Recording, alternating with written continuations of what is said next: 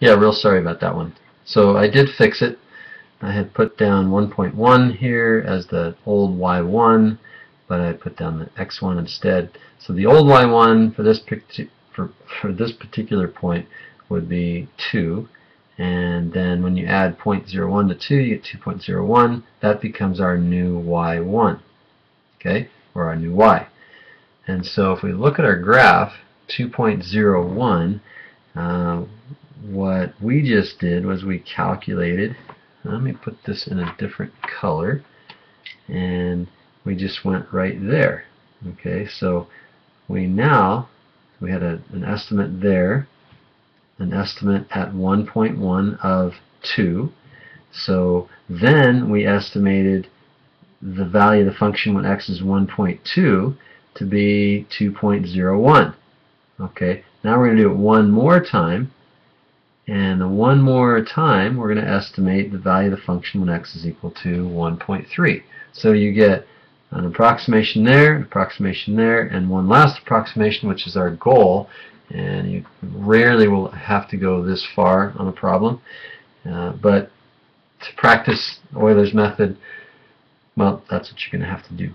So anyway, our new slope is our x, current x, 1.2 minus 1, and that gives us 0.2. Alright, so that's our new slope, and our new slope we multiply by our change in x, which again is 0.1, plus, and I'm not going to do it again, plus our current y, which is 2.01.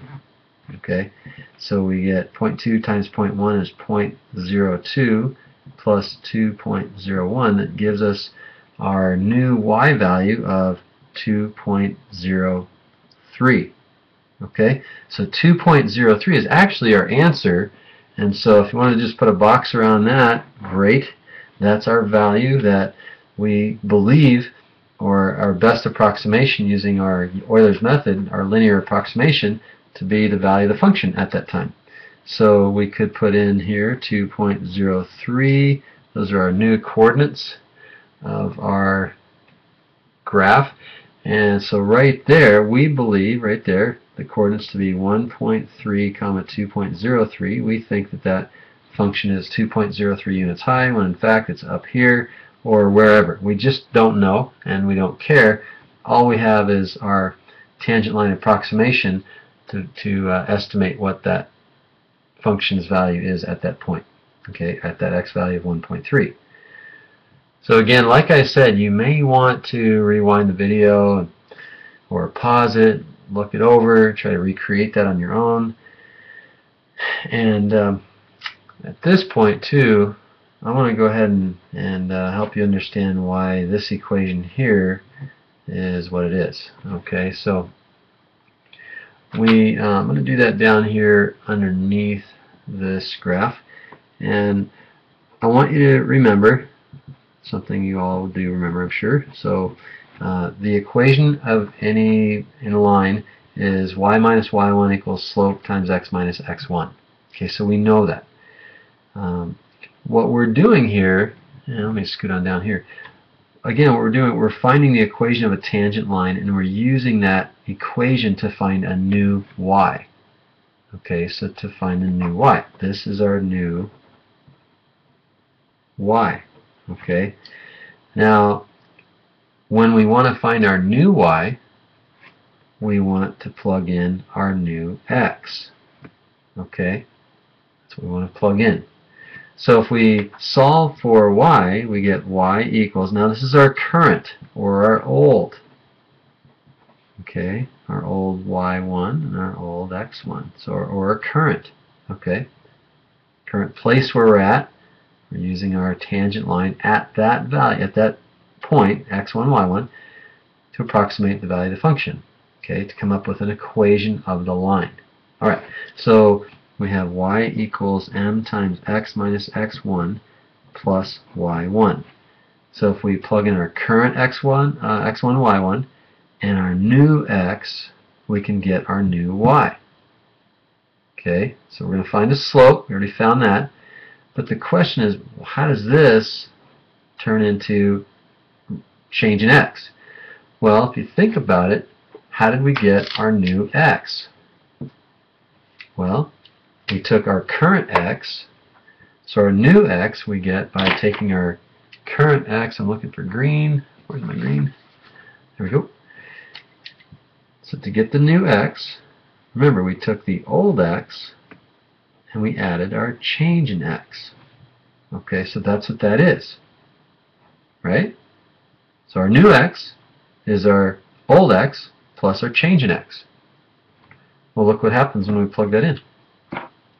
We get our new y equals the slope times, instead of writing just the x, I'm going to write x1 plus change in x minus our x1 plus our y1. So, oops, pretend that's not there. And then we have our x1 minus our x1. Those cancel out. And so that's how we get our new y is equal to the slope times the change in x plus our y1. So in other words, we have the slope, and don't think this is m of change in x. It's m, which is the slope, multiplied by the change in x plus the current y1. So if you know where you are, how high you are, and you know your change in x, find the slope and find your new y. And that's it. That's how we get that part. Okay. Well, I hope that makes sense.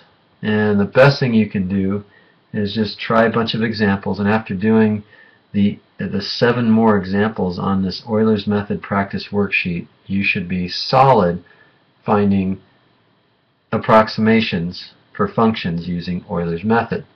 Okay, it's all about the chart, understanding why the chart is what it is, but also it's understanding what that actually means. It does take a little while to sink in, but if you do want to get some extra credit points on that test on either Thursday or Friday, then you'll learn Euler's method. And the students, when they learn Euler's method, they say, oh, that's actually pretty easy. It's actually a pretty easy part on the AP exam. It just takes a little while to kind of get used to it. Okay, try to get the concept. Try to understand that it's not just a bunch of numbers floating around and everything like that, but it actually has a purpose, and we'll go over when we get ready for the AP exam. We will go over this and look at, let's see, the year 2011. There was a landfill problem, which was a really neat problem. It actually might have been last year. It's either one of the last couple of years. My years are getting kind of blended together here. But it has practical applications. Sometimes you just don't have access to the actual function, and you have to approximate the value of the function.